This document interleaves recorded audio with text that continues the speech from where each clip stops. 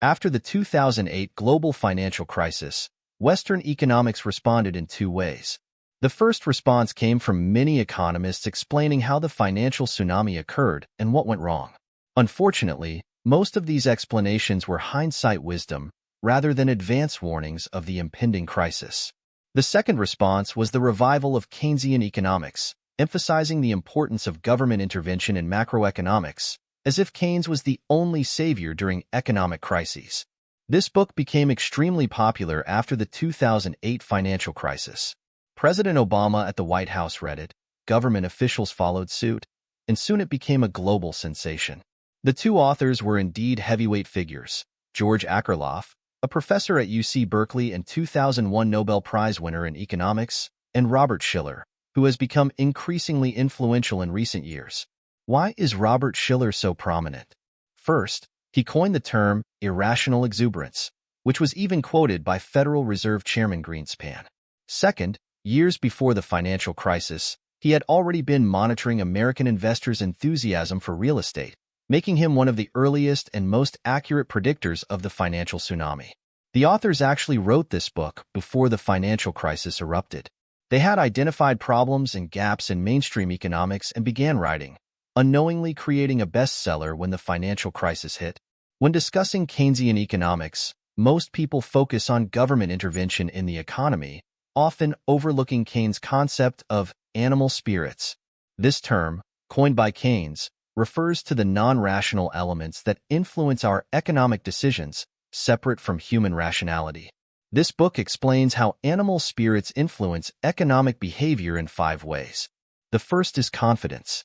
Co-author Akerlof shares how his Norwegian relative invested $1 million in real estate in a small northern Norwegian town. This was extraordinary. We're not talking about prime Beijing property or New York's Fifth Avenue, but a remote location near the Arctic Circle. The risk of such an investment was enormous. Why would someone make such a decision? It reflected how developed countries were caught up in real estate investment fever, with everyone expecting continuous price increases, leading to overconfidence in high-risk investments. The authors point out that economists have only grasped part of the meaning of confidence, viewing it as purely rational when it's not. Confidence includes more than rationality. It encompasses blind expectations about the future. People follow the crowd when they see others buying properties and prices rising, without rationally considering their income levels, mortgage capabilities, or risks of price drops and inflation. This behavior is inherently irrational. The second manifestation of animal spirits is fairness. Basic economics teaches that when demand for a product increases, prices rise due to supply-demand imbalance. However, this theory overlooks how fairness influences market behavior. In the northeastern United States during winter, snowstorms frequently occur. According to traditional economic theory, snow removal products at hardware stores should sell extremely well after snowstorms, and consequently, their prices should increase. However, the author conducted a survey and found that surprisingly, 82% of respondents considered it unfair to raise prices of snow removal products after a blizzard, viewing it as profiting from customers' misfortune. As a result, many hardware stores in the U.S. don't increase prices of snow removal products in such situations. This demonstrates that people highly value fairness in economic interactions, which goes beyond conventional rational economic behavior. Third, let's discuss corruption and fraud.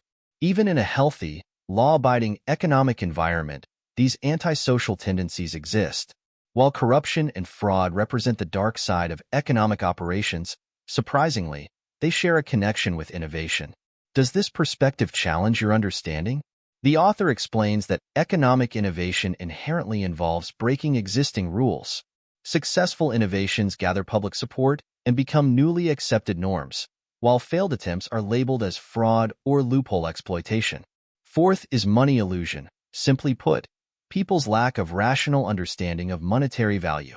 Author Robert Shiller mentions seeing a notice on Boston trains stating, "No smoking, punishable by up to 10 days imprisonment or a fine up to $50. These penalties were notably disproportionate. The law was enacted in 1968, and inflation has since devalued $50 by 80%. Even in 1968, paying $5 per day to avoid jail would have been a bargain. The legislators fell victim to money illusion, failing to recognize that the fine's deterrent effect was negligible. Lastly, there's narrative thinking, an intriguing aspect of animal spirits. The author points out that not everyone thinks like economists who can convert complex economic activities into precise mathematical formulas.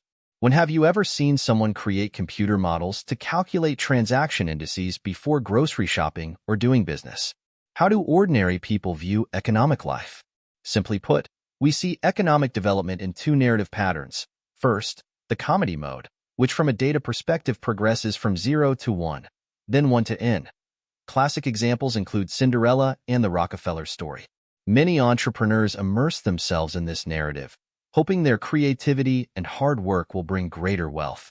The second is the tragedy mode, moving from n to 1, then 1 to 0. Classic examples include Gone with the Wind and the decline and fall of the Roman Empire.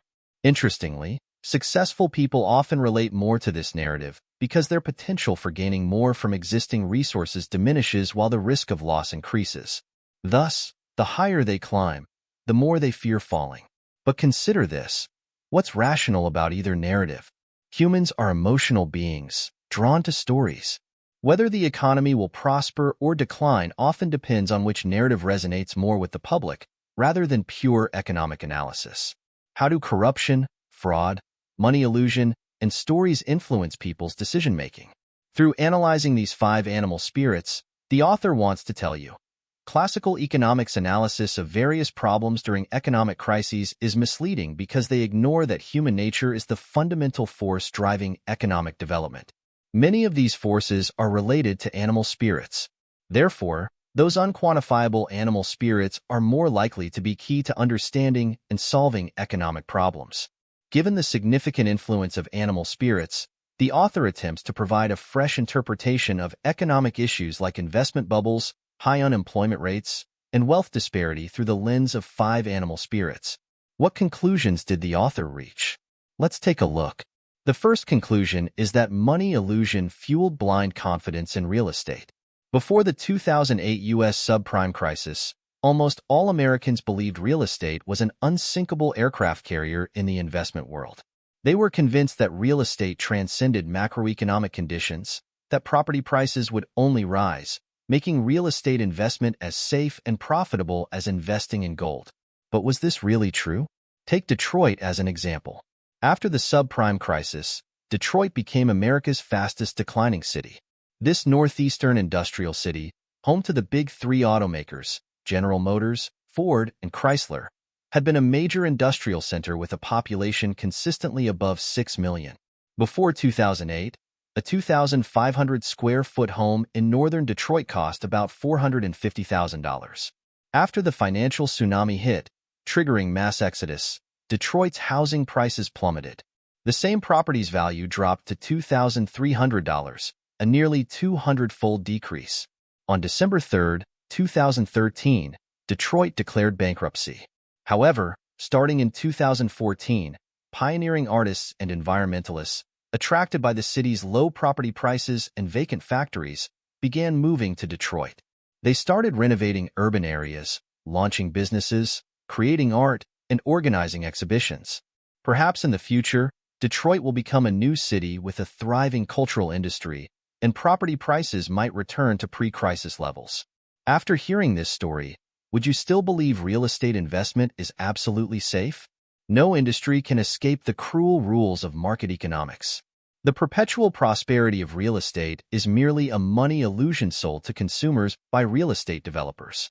The second conclusion is that during economic downturns, money illusion and fairness concerns can exacerbate unemployment. In the late 19th century, America experienced an economic recession with significant price deflation. Some business owners, facing bankruptcy, approached their workers saying, "Look, prices have fallen, so your wages should decrease too. We're reasonable. When there's inflation and prices rise, you demand wage increases. Now that prices have fallen, shouldn't we pay you less?" The workers' response was, "Wage cuts? Absolutely not." Although the industrial workers knew about the business crisis, and rationally accepting the owner's proposal would have been a win-win solution, they remained trapped in money illusion, even though the actual purchasing power of their wages hadn't decreased. They couldn't accept the reduction in monetary value. This obsession with nominal currency restricted the flexibility of wages and prices, which could have saved businesses from bankruptcy. Don't blame the 19th century workers for being confused. Would you accept a salary cut from your boss just because prices were falling? In modern society, many people still cling to monetary illusion. After the 2008 financial crisis, the global economy began to recover gradually. However, looking at unemployment rates, they remained stubbornly high despite various government stimulus policies. The issue wasn't a lack of job opportunities. Economists discovered that many unemployed people were voluntarily staying out of work. They were dissatisfied with current job offers and wages, preferring to wait rather than accept available positions. Regarding such unemployment crises, the author points out that monetary illusion not only makes people fixate on nominal currency, but also triggers a human desire for fairness. Even in a severely depressed labor market, job seekers are reluctant to sell themselves short. As long as this sense of fairness persists, no one wants to sacrifice their perceived worth for employment opportunities, viewing it as self-degrading. The third conclusion is, a blind pursuit of equality leads to wealth disparity. America, known as a melting pot of cultures, has significant minority populations including Asian Americans, Latinos, and African Americans. However, these groups have different economic standings. For instance, Asian Americans on the East Coast have higher average incomes than whites in the same region. Latino Americans also fare well, with living standards comparable to white Americans. However, African Americans and Native Americans consistently face high unemployment rates and economic inequality. While African Americans can become sports stars or even president, they simultaneously face high crime rates and social marginalization, creating a stark contrast with Asian and Latino communities. Why is this? Is it due to a lack of effort or ongoing racial discrimination? Neither. To understand this, we must examine different racial groups' journeys in America. Irish, Latino, and Asian Americans historically faced discrimination and unfair treatment as marginalized groups.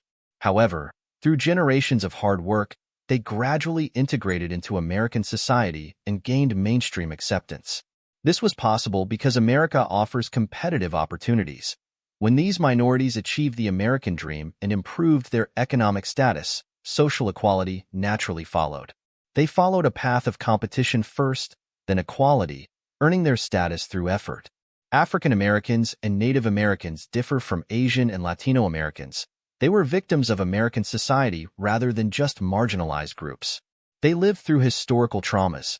Native Americans faced expulsion and genocide during westward expansion, while African Americans endured slavery. These experiences left deep psychological scars, making racial equality particularly significant to them.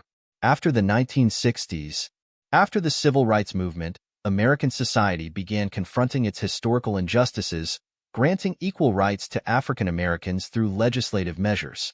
Some people thought, great, now their lives will improve. However, unlike Asian Americans and Latinos, this equality wasn't earned through social competition and refinement. It remained fragile and masked the high unemployment rates and wealth disparity between Black and white Americans. While mainstream society believed that recognizing legal equality was sufficient, many African Americans remained in a victim mindset rather than embracing the American dream as active participants. For instance, in American schools, Black students are far more sensitive to changes in education quality than their white counterparts. Poor Black families are also more likely to abandon higher education opportunities. The core issue lies in the absence of a competitive process to achieve equality, which resulted in missing the fundamental building blocks of economic fairness. The author emphasizes that social polarization stems from overemphasizing identity equality while neglecting competition. Equality is merely a starting point. It must ultimately be realized through competitive achievement. The fourth conclusion reveals how economic dark sides can trigger recessions. Surprisingly, until 1932, America, the world's largest economy, lacked codified securities and trust laws.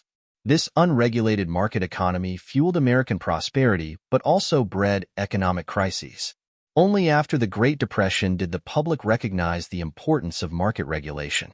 However, Does comprehensive economic legislation eliminate corruption and fraud? Analyzing financial downturns over the past 30 years reveals that almost every crisis unveiled corruption scandals, particularly in emerging sectors. During the 2008 subprime crisis, high-risk mortgages were repackaged and awarded top ratings. 80% received AAA ratings, and 95% were rated A or above. Even in a regulated market economy, fraud and corruption gradually erode professional ethics, leading to economic instability and slow recovery. Why does corruption persist? It's driven by animal spirits. The authors highlight a market economy flaw. Markets produce what people are willing to pay for, not necessarily what they need.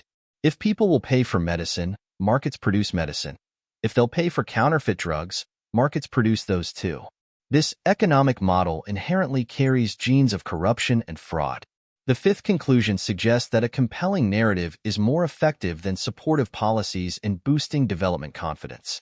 After the 2008 financial crisis, while governments worldwide emphasized rebuilding confidence, few countries recovered quickly. Greece and Spain remained mired in debt crises, and emerging economies like Brazil faced economic contraction. Conversely, the United States, despite being ground zero for the crisis, recovered within years, maintaining its manufacturing prowess. Similarly, India and China continued their rapid development despite the financial tsunami. This difference stems from having a positive narrative to rebuild economic confidence. A nation's or group's confidence often fluctuates with its storytelling. Many countries remain trapped in economic depression because they're caught in tragic narratives. Looking at Greece, the government of this country positions itself as a victim of Nazi Germany's aggression, using historical grievances as justification to exit the European Union and leverage Germany for greater benefits. This victim narrative exemplifies tragic storytelling, which is detrimental to macroeconomic development. In contrast, America excels at creating positive narratives. Since its founding, the federal government and social elites have consistently emphasized the American dream, the belief that success comes through individual diligence, courage, and creativity, rather than depending on social class or external assistance. The essence of this spirit is a compelling zero-to-hero story. China and India share similarities with America in this regard, as both cultures possess inherent stories of renaissance. When new growth factors emerge in their economies, such as the internet or artificial intelligence, economic confidence is rebuilt and new prosperity is unleashed. Animal spirits refer to the non-rational elements that influence our economic decisions. When analyzing macroeconomics, human nature must be a key consideration, as people are the protagonists of economic life, and the animal spirits within human nature represent their true motivations. These animal spirits often cause rigorous economic theories to take unexpected turns. The author offers fresh interpretations of economic crises. For instance, monetary illusion can both foster blind optimism in certain industries and disable market regulation. Equal opportunity holds more significance for disadvantaged groups than identity equality. Economic dark sides can trigger recessions, and telling a compelling story proves more effective in boosting development confidence than active policy support. The author also notes that market economies exist in various forms, with rules constantly adapting to social changes. The Great Depression of 1929 brought Keynesian economics to prominence, while Western economic decline in the 1970s restored public faith in laissez-faire economics. The 2008 financial tsunami necessitated renewed government intervention in economic affairs. However, regardless of the operating rules, the animal spirits in human nature influence their development process.